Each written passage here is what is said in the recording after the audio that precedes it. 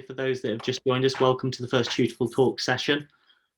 Be great to hear any questions you have, so pop them in the chat or the questions, and we will get to as many of those at the end as possible. Yeah, which is fantastic. It's great that we've got questions already. That's fantastic. So, so here we have today with us Dr. Rosie, who's going to be going over the presentation for you, and then we'll have a bit of a discussion about it at the end. But I'll kind of pass over to you, Rosie, to introduce yourself. Yeah, okay. Well, hi, everyone. I will share my screen now. So hopefully, okay, hopefully this should work. Okay. Right, okay, so thank you for everyone for attending this talk today and giving up some of your Friday evening. Really great. So today's talk is really designed for anyone that is thinking about postgraduate study. So you could be a GCSE or A-level student, or you might be doing an undergraduate degree, or you might have graduated quite a few years ago and you're thinking about having a career change or something like that. If you've ever thought about postgraduate study, then I have created this talk with you in mind. So I hope you find it useful. Okay. Right, so just before we get started, I just want to point out this fantastic resource, which is prospects.ac.uk. So you might have come across Prospects before. It's a website with absolutely tons of information, and it's really clear and well written, and they really have got everything about postgraduate studies, I've got to say.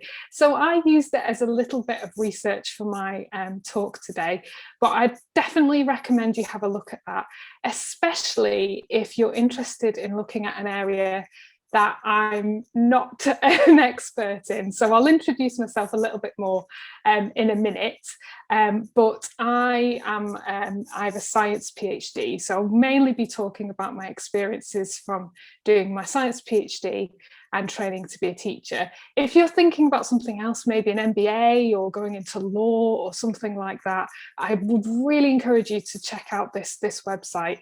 I'm not a trained careers advisor, so I will try my very best to answer your questions today, but I may well refer you to this website if I feel that I can't answer it really thoroughly. Right, okay, I am going to use a few terms today. These terms tend to get thrown around quite a lot, and I thought it would be a good idea just to go through these terms and just define them first of all. Okay, so the first term is your undergraduate degree. A lot of people call this, including me, your undergrad. Okay, this is, if you don't know, this is your first university degree, usually a bachelor's. Okay, don't know quite what's happened to my bachelor's word there. So that's the one that you do straight after your A-levels, for example. Once you've done your undergraduate degree, you can move on to your postgraduate degree. So there's a massive variety of postgraduate degrees, as we'll look at later. But a postgraduate is a degree or a qualification studied after your undergraduate degree. These tend to come in two types, but actually we'll talk about the fact that there are more, but I'll talk about masters, which is a degree higher in level than a bachelor's, but lower than a doctorate, and a doctorate, which is the highest level of postgraduate study. Generally, it's a research degree and it allows teaching at the university level. So if you have in mind that you want to be a researcher or a university lecturer, typically you will need a doctorate to do that. Okay, right, today I'm just going to move these, actually I can shrink this down, can't I? There we go, sorry. And today we're going to talk about all these different points. So I'm going to introduce myself first of all, so I'm not just a floating head.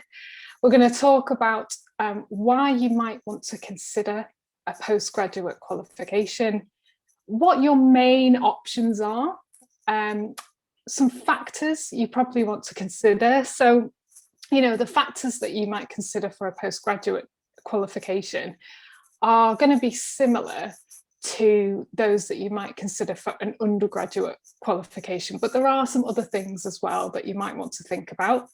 When can I take action? So I'm very aware that we've probably got, I'm hoping we've got quite a sort of diverse audience here. So we might have GCSE students, and as I said, people that maybe graduated quite a while ago. So I just want to talk about the kinds of things that you can be doing now, even in a pandemic, and to try and take action. To finish off today, I'm going to talk about my personal experiences doing a PhD and a PGCE, which is a postgraduate certificate in secondary education. So that's when I trained as a teacher. Two amazing opportunities, two completely different qualifications though. So I want to explore and contrast and just give you a bit of an insight into what it's actually like to do such different qualifications. Finally, I'll just finish with a few final thoughts, and then we'll finish with a Q&A. Okay, right. So who am I? So my name's Dr. Rosie, or Rosie. I'm a tutor on Tutorful. I tutor science and I specialise in A-level chemistry. I really enjoy my job, love my job. So I started off doing my bachelor's of science with honours. So that's a form of bachelor's with a sort of extra bit, which is the honours. So I did that at the University of Edinburgh, and I did that in biochemistry. I then decided to go and do my PhD. So I did that at the University of St Andrews, and I researched bioinformatics and biochemistry. Now, if you're wondering, bioinformatics is biology on computers. It's simulation and modelling. I was looking at enzyme evolution and modelling that on computers and things. And then I actually worked as a postdoc, or a postdoctoral research scholar, to be exact, at Carnegie Mellon University in the USA. Quite a small university, but you may well have heard of it, which was fantastic. And then I came back to my native Northwest to train as a teacher in secondary science, doing a PGCE at Liverpool John Moores University. So I have done quite a range of postgraduate qualifications, which is why I wanted to give this talk today, to give you an idea. And also just to give you a little bit of context as well. If, you know, I'm from a very working class background, very ordinary school. If you had told me when I was 16 that I was going to be doing a PhD and working at a university in the US, I honestly probably wouldn't have believed you, because I didn't think I was clever enough, and I didn't think I was the sort of person to do that, to be honest. So this particular subject is really close to my heart, because I think it's really important that we have diversity when we're looking at postgraduate studies, and I really want to encourage anyone who's thinking about taking their studies further.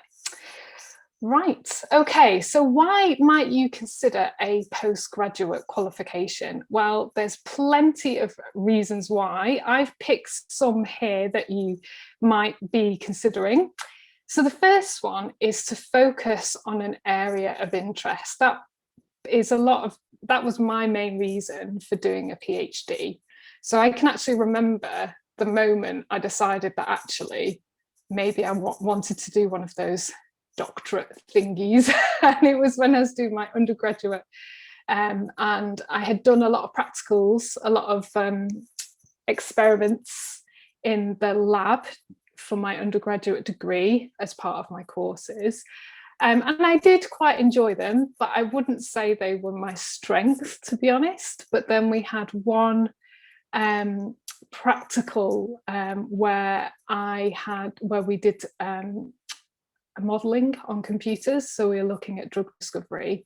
And as part of our course, we got to sit down and do some modelling and look at how drugs bind and stuff to different enzymes, and kind of play around with the code and stuff. And I absolutely loved it. And I just wanted to stay there and just carry on playing with these models and see how it worked.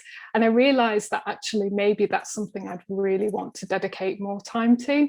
So for me, that was it. A PhD was about getting to focus on my area of interest for a longer time and really work at the forefront of the kind of knowledge in that area, which is really exciting. The next reason why you might consider a PhD is you might want to differentiate yourself in the job market. So there are certain fields that are very competitive. Actually, something that comes to mind is business. So quite a few people would choose to do an MBA because they want to differentiate themselves. So they're looking at their longer term potential and thinking about the fact that actually maybe an MBA would help differentiate and actually in the long term help increase their earnings or help get them a job with more responsibility. It is something to consider. Obviously, if you choose to study, you won't be earning at that time of studying, so you have to think in the long term. But it is another reason to maybe consider a postgraduate qualification, such as a certificate, a diploma, a master's, or a doctorate. The next one is specialist training. So there are certain professions that require you to have specialist training. So if you want to be an accountant or a lawyer or a teacher, for example, there are specific qualifications that you have to have, and you can do those at the postgraduate level. So if you've absolutely got something clear in mind for after your degree, then it might be that you need to do some kind of postgraduate qualification in order to specialise. And finally, and it's actually apparently, I was reading this yesterday, this is a big one at the moment with COVID, is actually changing career. Lots of people thinking of changing career at the moment. So postgraduate studies actually give a really interesting opportunities in that respect. So it might be that someone's done their degree and they did the degree because they're interested in the subject, but they actually want to do something a little bit different. So they might do a postgraduate qualification so that they can train in that. So for example, you might have done a degree in IT and decide that you want to be a GP, for example. You might do a postgraduate qualification to change career, or change career. Just lost my words then. So these are all really interesting, sort of important reasons why you might want to consider a postgraduate qualification. I'm sure there are more, but these were the main ones that I could think of. Right, okay. So what are your options? So what I've done is I've mapped out a few of the main options, and you can see the blue arrows between them are the sort of pathways that are quite common between them. I'm going to keep saying this. This isn't the only way to do things. It's just that these are some common routes. So let's start in the top left-hand corner. I'm going to start with your undergraduate degree, your undergraduate study. From there, a really sort of traditional route might be to do a master's. So you could do a taught master's. So for example, an MA, a Master of Arts, or an MSc, a Master of Science. You could also do a research master's, which is different than a taught master's. So for example, a research master's or an MPhil. And you could even do something like an MBA, which is a Master's in Business Administration, which is different again. Those qualifications then could lead to a doctorate. So you might choose to carry on your master's and do a doctorate. And I would say, in my experience, that's the kind of traditional route that you might follow. So for example, your doctorate will be the most common form of a doctorate is a PhD. That's what I have. If you go to Oxford or Cambridge, they might call that a DPhil, but you can also get professional doctorates, which are just slightly different. So for example, a doctorate in education or a doctorate in engineering. They're all at the same level, and they're just slightly different. After your undergraduate, you might decide that you don't want to commit to a master's or a doctorate, or that those two options aren't going to get you where you want to go. So instead, you might do a certificate, a diploma, or a professional qualification. So if I can give you an example, a PGCE, which is Postgraduate Certificate of Secondary Education, or a PGDE, which is a postgraduate certificate, postgraduate diploma in secondary education, are routes to go into teaching, and they're professional qualifications where you get a certificate or a diploma. They're at the master's level, but they're not a full master's. And you can also get other professional qualifications again. Now, it might be just doing those gets you where you want to go, but it also might be that you carry on to do a master's or a doctorate. So for example, when I did my teacher training, I did a PGCE. Some people carried that on to a PGDE. Some people were choosing to take that to a master's, and there's even a potential to get a doctorate afterwards. So these things do link together, and there's sort of no one set path. I did just want to highlight that there's an arrow from undergraduate study straight to a doctorate. So that's actually technically what I did, which is becoming more common, because what happens often now is you get doctoral training programs, and the doctoral training programs have a kind of master's as their first year. So it's expected that you will carry on to finish your doctorate, but you do your first year, so you do an MPhil or an MRes. And then if you decide actually you want to leave, you've got that qualification, that MPhil or MRes. So it's quite common now for a master's to be sort of integrated into your PhD. So you apply for your PhD and you do your master's as your first year. So that's becoming more common, which is why I've drawn that arrow from undergraduate to doctorate. Okay, so I mean, I'm hoping that you're hearing all these different options and thinking, oh, actually, maybe I am interested in doing some kind of postgraduate qualification. There's such a variety of reasons to do this, and there's so many different options available as well. Brilliant. You do need to make sure that you're considering different factors though, and some of these factors are going to be similar to the factors you would have considered when you chose your undergraduate degree, or if you're going to choose your undergraduate degree. So if we could start at the top right hand corner of my donut here, so up here with the entry requirements. So it might sound obvious, but research into what your postgraduate qualification needs as entry requirements. So for example, it might be that you need a certain degree class. It's quite common for postgraduate qualifications to want a 2-1, for example. It's not always the case, but it is quite common. They may have other entry qualifications and requirements. So if I can give an example, my PGCE, my teacher training, I had a PhD and a degree, but they wanted me to show my proficiency with maths and English. So I had to do some skills tests. I was really nervous actually. I had to go and do some skills tests and actually do some exams to show my English and maths, as well as showing my GCSE and A-level certificates as well. So it's important to research exactly what you need for your postgraduate qualification. On the bottom right-hand corner down here, we've got location, and kind of bundled in with that, I've got the university reputation, the course suitability, and the cost of living.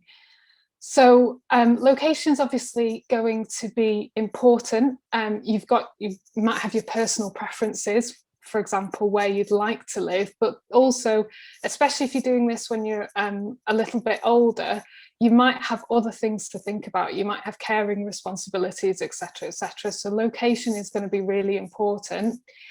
University reputation is definitely something to look into, to have a look at the university rankings.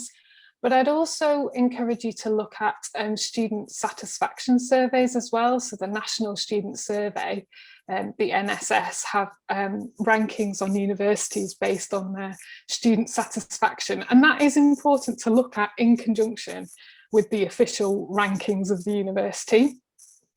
It sounds really obvious, but check the course suitability. It can be so easy, and I sort of speak from personal experience here, it can be so easy to get excited about a course, sign up to it and not really research it and look into the nitty-gritty, especially if you're weighing up two different courses and you need to know where the differences are. So, you know, the courses will differ. And they'll differ how they deliver things and things. So you need to make sure that you're doing your research on the university website to make sure you understand that. Cost of living, you know, if you're going to live down in London or Edinburgh or, you know, wherever it might be, it may be more expensive than living somewhere else. So factoring these things in. And that brings me perfectly to funding. So I've got to say, funding was the thing that really intimidated me about postgraduate studies. The courses are pretty expensive and it can feel quite intimidating when you think about it. But I'd really, really encourage you to look and research on loans, grants and scholarships. So I was lucky enough to actually get a studentship for my PhD that was funded by a research council. And the government had a bursary scheme for my teacher training, which was absolutely fantastic. So that actually paid for my studies and my living costs, and I didn't have to pay that back. Studentships and bursaries, they are there. It's worth researching into them and also looking at the university themselves to see if they have any help.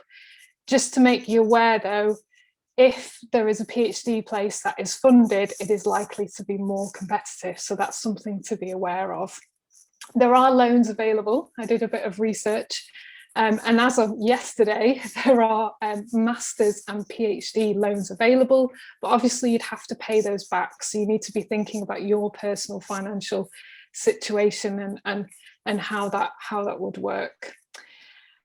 There's also industry sponsorship. So that's especially if you're interested in a professional qualification. So maybe you're an engineer working for a company and you want to work towards your professional doctorate. Actually, it might be that your employer could help you with funding that. So that's something to look at as well. Finally, there's part-time work. This is something that I think many postgraduates do to help fund their studies, especially if they've chosen to work part-time. Postgraduate studies are quite a jump from undergraduate studies though, so it is quite a big commitment to do your studies and work alongside that. However, if we move on to commitment, a lot of people choose to do postgraduate studies part-time. So that is something to consider as well, depending on your particular circumstances. And it depends on the length of the course. So my PhD took me 4 years. For some people it's longer, for some people it's a bit shorter. My PGCE was a year. So it's a case of looking at all these factors and considering your particular circumstances as to what will work for you. I would encourage you to do your research though, especially about the particular course and funding as well. Okay, so I'm aware, as I said, I'm aware we've got we've got people of different stages of their education and their career in the audience. So I wanted to just give a few examples of what you might be able to do at particular levels. Now, I will say that I am, my expertise is in science and in education. So that's really what I'm going to talk about for these. So if you're GCSE or A-level student and you're thinking, oh, I'd really like to do a science PhD, I'd like to do a master's, I'd like to be a lecturer, I'd like to be a researcher, it's not too early to start thinking about it. So one thing that you might want to think very carefully about is the subjects that you choose at GCSE or A-level. So if I can give you an example, During my A-levels, I couldn't decide what I wanted to do, which is absolutely fine. And so I had picked half humanities and half science subjects. So my A-levels are chemistry, biology, English, and I've got an AS level in theatre studies as well. Now, honestly, I actually don't regret that, because I use those skills. But when I did my PhD, I realised I didn't actually have the foundational maths knowledge that I needed. I was a little bit weak on my maths, and it was holding me back. So I actually ended up doing a maths qualification while doing my PhD. So I was going to college in the evenings and doing a maths qualification to try and make sure that I had what I needed to do my PhD.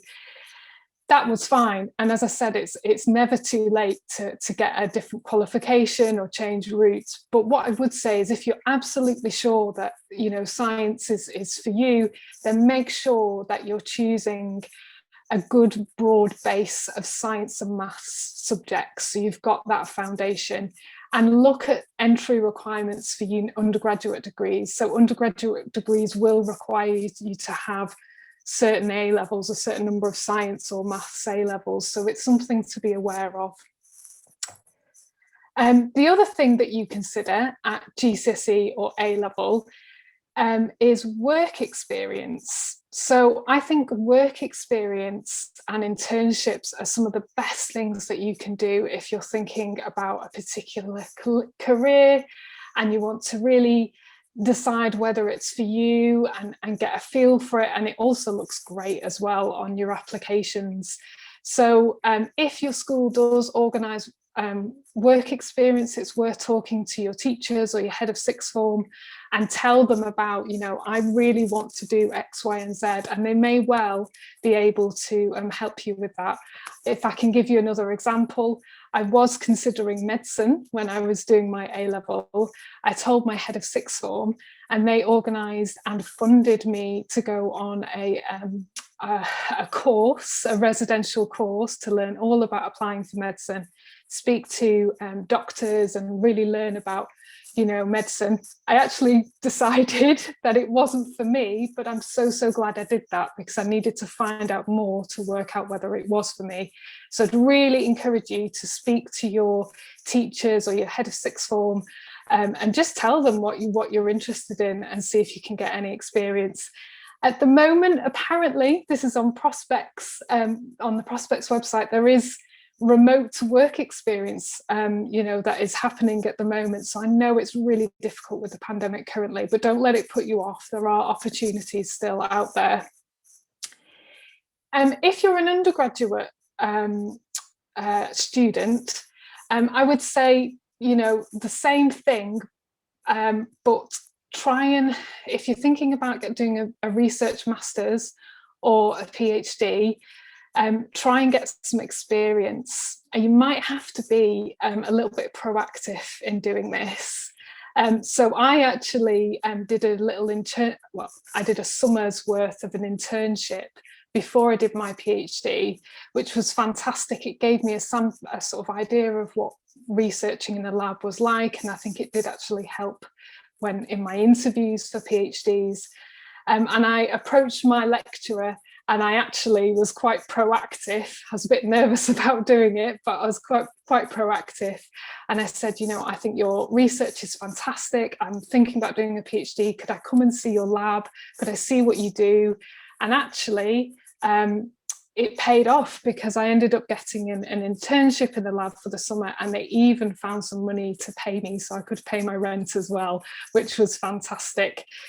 If you're an undergraduate, make use of your careers service. I have spoken to so many careers advisors, because I've done quite a few different things. They really do know their stuff. They're fantastic and they're brilliant for you to just map out the different options, and especially to talk about funding and things like that. So if you're even toying with the idea of a PhD or a master's or some other kind of postgraduate qualifications, make use of your careers service. And again, hopefully those services will still be available virtually. Finally, if you're a graduate or sort of later on and you're thinking about changing career, for example, I think pretty much all of those things still apply.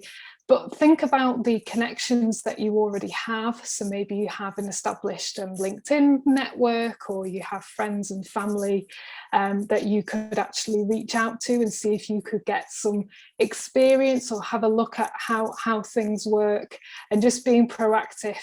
And as I've said, things like the Prospects website are fantastic for researching funding as well. Right, okay, so we're coming towards the end of the session now. So what I'm going to do is I'm going to compare my life as a PhD student and my life as a PGCE student. So my PhD, as I said, was at St Andrews University. It was in bioinformatics. It took me four years, I think. And I've tried to quantitate exactly how much time I spent doing different things. So I spent about 70% of my time reading journal articles, doing research. Now that's going to look different depending on what you do. So for me, bioinformatics, that was sitting on computers looking at data all day and analysing it. I do have friends who did things like theology and English for their PhD, and they were maybe translating original Hebrew texts and all sorts of exciting things. So doing research, whatever that looks like, writing up your findings, lots and lots of writing in a PhD. So that might be writing up reports for your supervisor.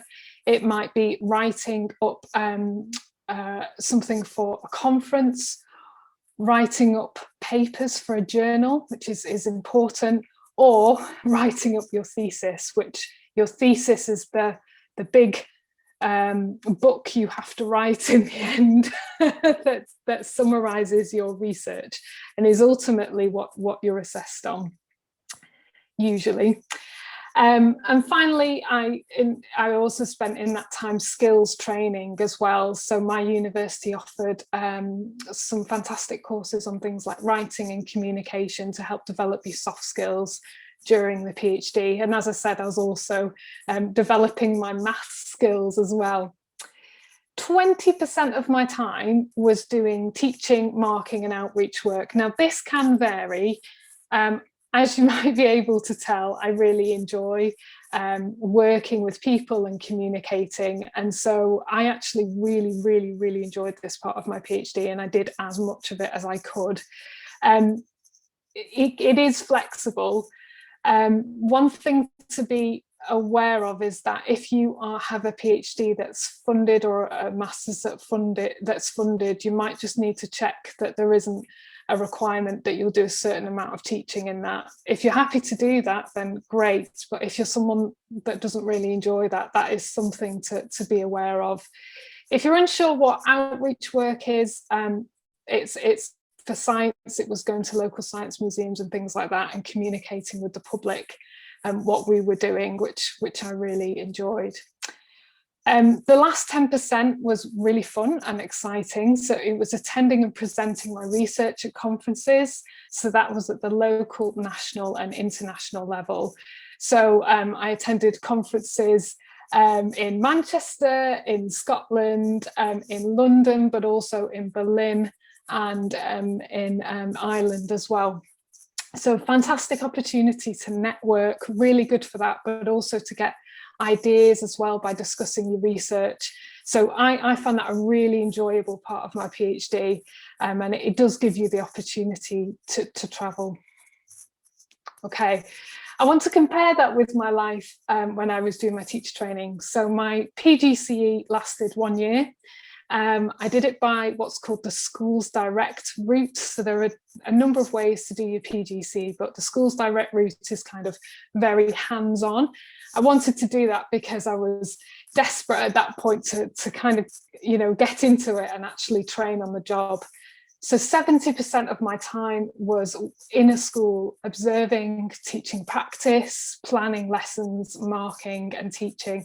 And by the end of the qualification, I was doing many of the things a teacher might do, which was great actually. 20% of my time was attending lectures, seminars and tutorials. After all, I was a student at Liverpool John Moores University, so I still needed to make sure that I was attending those. And 10% completing assignments and a research project. It was an incredibly enjoyable and intense year, very different than a PhD. Lots of teamwork, lots of skills in management and communication and working quickly. So quite different experiences, which just shows you the variety of different postgraduate qualifications you can do. And there really is something out there to suit many different people. Right, okay, so my final slide before we move on to questions. I do realise that I've probably covered a lot of different things there. I hope you're not on information overload. I've tried to give some of my own experiences as well, so you have an idea of what it's actually like to do some of these things. I just thought it would be nice to leave you with a few questions for you to consider. So if you are thinking about doing a postgraduate course, where do you want to be in 5 or 10 years' time? I know that's not always an easy question to answer, but try and imagine yourself in 5 or 10 years' time. What would make you really happy? What will be fulfilling for you? And will a postgrad help you there? So yes, it might be that you need to do a postgraduate to get to do what you want to do, but there could potentially be other routes. So there might be, for example, apprenticeships, or just becoming very experienced in your field and working your way up. There are different routes. So it's, again, worth doing your research and just making sure that a postgraduate is going to get you where you want to get to. Is a postgraduate qualification practical? Would you need to change your location, and is that suitable? It might be that you want to. A postgrad might be a great opportunity to explore opportunities abroad, for example, but it will depend on your specific circumstances. Can you fund your course? As I've said, there are lots of funding opportunities out there and they're worth exploring, but I look into them quite early on to make sure that side of things is sort of catered for. What can you do right now? So I've given a few ideas of the kind of things you can do right now, whether you're a GCSE student or you're looking to change careers. Think about the particular A-level or degree courses that you're going to choose, and work experience and internships can be really, really useful. Brilliant. Right, okay. I think we do have quite a few questions, so I'm ready to try and answer them.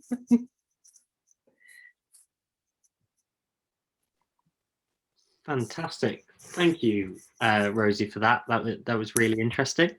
We've definitely got a few questions that have come in. Okay. So we'll start working through them and see how we can get on. Okay.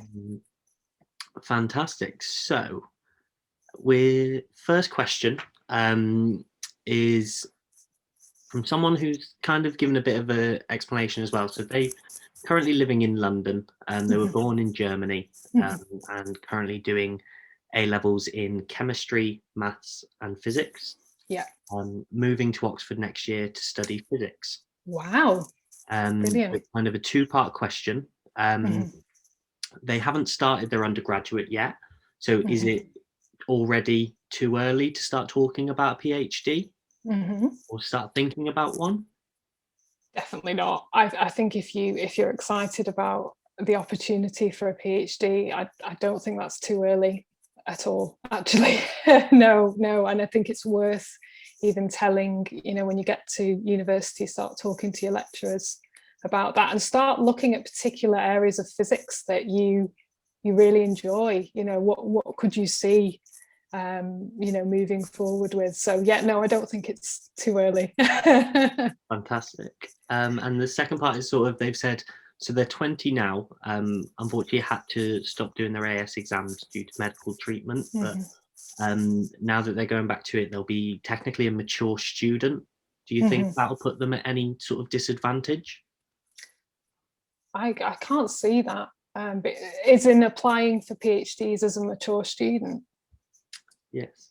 I don't think so at all. I don't think there's really an age limit for doing a PhD. And actually, when you're doing a PhD interview, they may well ask you why it is that you want to do a PhD. And I think if you are a bit older and maybe you've taken some time out to think about whether it's actually absolutely what you want to do and found an area that you're really passionate about, I think that will come across really positively in interviews. So I think you can sort of use it to help explain why you want to do a PhD. Yeah. Fantastic. Thank you. So the next question we have here.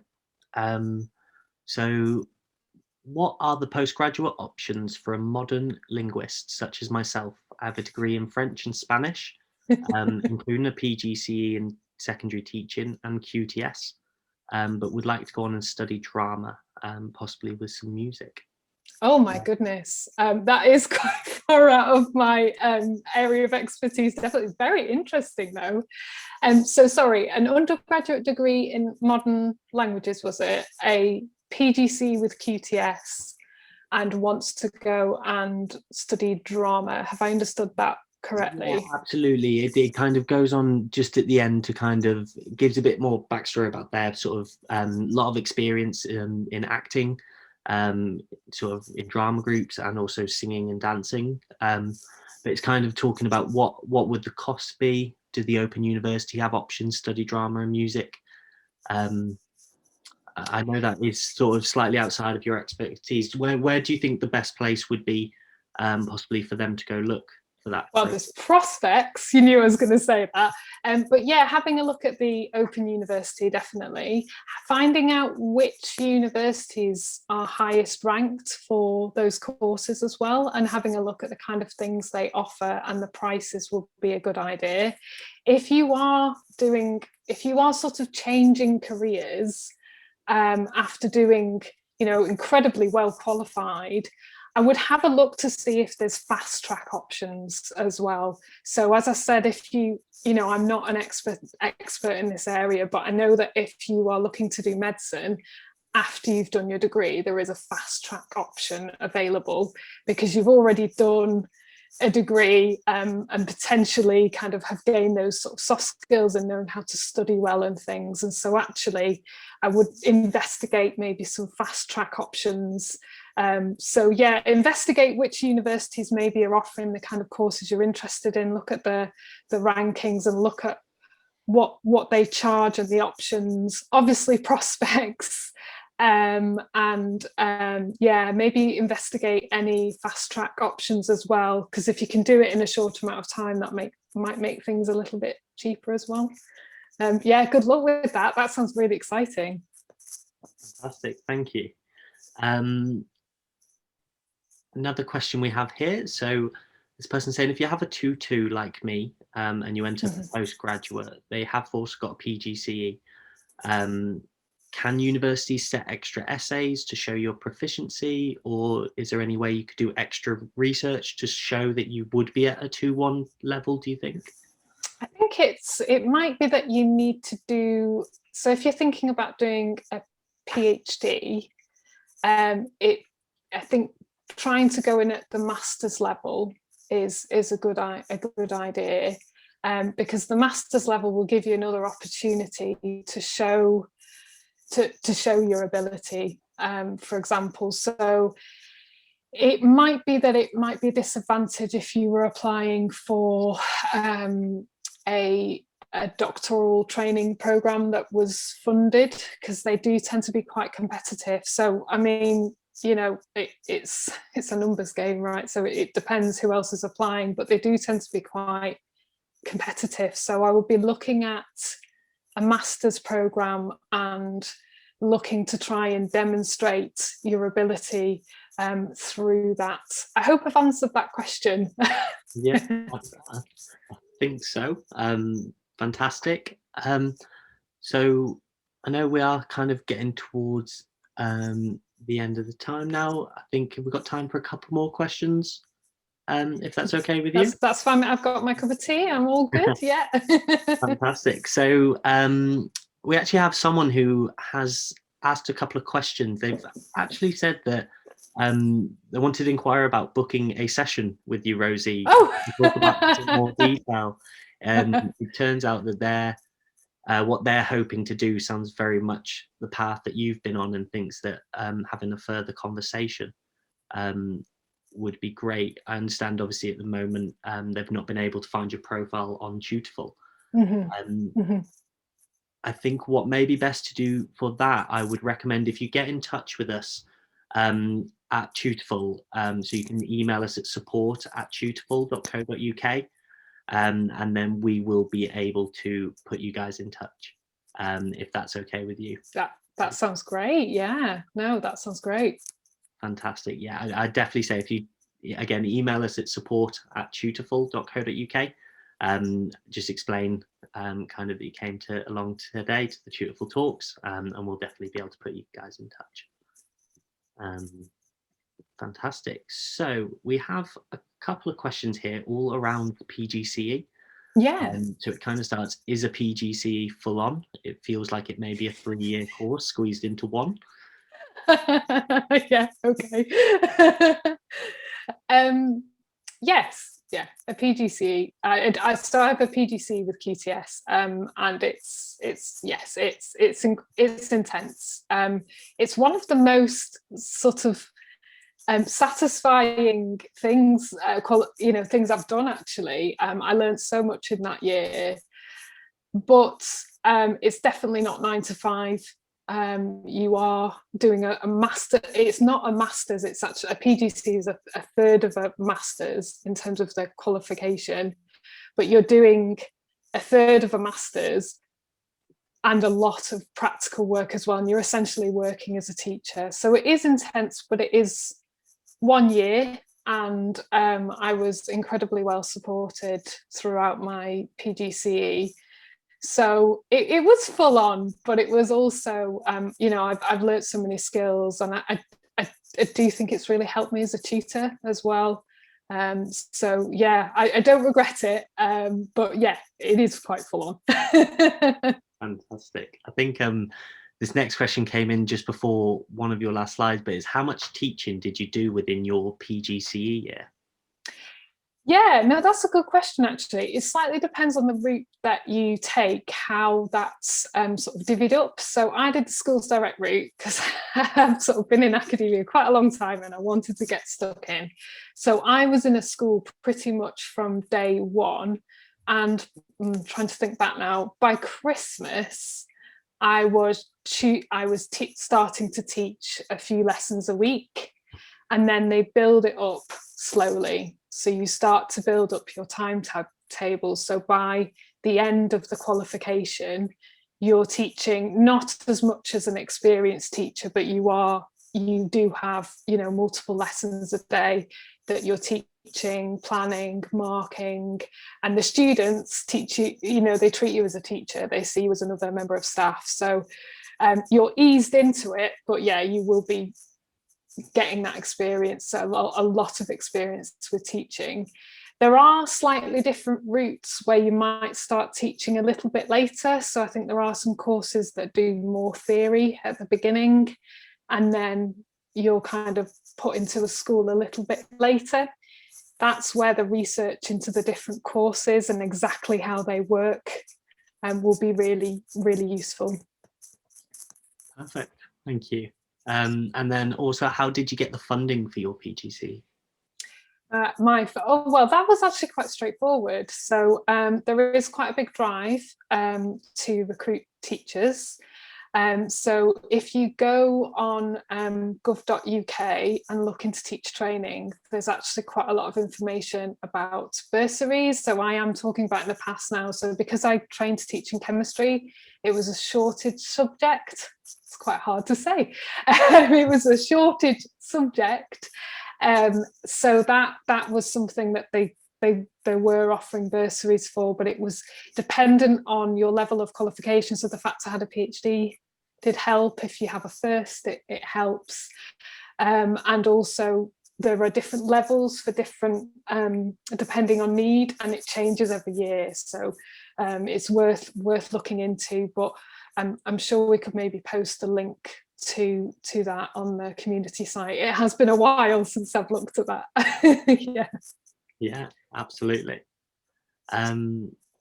So we also, what about people in their 40s or 50s? Is it too late to do their postgraduate studies? I don't think so. I don't think so at all. I mean, I think it depends where you want to go. A PhD is not a short thing. If you wanted to do a PhD, it can take quite a long time, but it's also about the process as well. You know, I really enjoyed doing my postgraduate studies. I definitely don't think it is. And I also think as a mature student, you have skills to bring. You know, you've got life experience, you've learned how to study, you've learned how to make the most of your time. You know, I mean, I do think as a mature student, as an older student, potentially you've got extra skills to bring. So no, definitely not. Absolutely. And okay, I think this is our last question now. So we have, I don't hold a degree, but I do have a professional qualification. It's BTEC level 3. And I'm a registered healthcare professional with 32 years experience. Wow. Will this be a barrier to me pursuing a postgraduate study? I can honestly say I don't know much about that. I think saying it's a barrier would be too cut and dry. I think it might be that you might need to do some maybe a conversion qualification or work towards some more credits or something like that. I think it's really, if you've got a particular postgraduate qualification in mind, it's really worth sort of biting the bullet and just contacting the institution that you're interested in. So I don't know which qualification it is that they're interested in. Obviously, if you were doing a PhD, you would need your undergraduate degree. But if it's a professional qualification, it's worth contacting the educational institution and really just going for it and saying, you know, what would I need to get to, you know, X, Y, and Z, because they can be flexible. So it's yeah, sorry, I can't give a great answer to that, but what I would say is go for it and contact the institution you may be interested in and see exactly what they would want. Yeah, I definitely agree with that. I think it may be that they'd be able to advise other things that you could do first. Exactly. That would then help get you to that postgraduate studies. So exactly. Yeah, exactly. Perfect. Well, that is actually all the questions. So we've managed to get back to everyone. A couple of messages of thanks as well, which is really appreciated. Thank you again for joining us, Dr. Rosie, and going over that. It was really informative and hopefully has helped some people. Yeah, a few people popping in. Thanks for the answers. That's really great. Oh, thank you. It's wonderful. So thank you all for joining us today. Thank you. Keep an eye out. We're going to be doing more Tutorful Talks sessions. So hopefully see you come along to one of those in the future. But otherwise, thank you and have a nice evening. Have a nice evening and a nice weekend, everyone. It's been great. Thanks and good luck with everything. Thanks.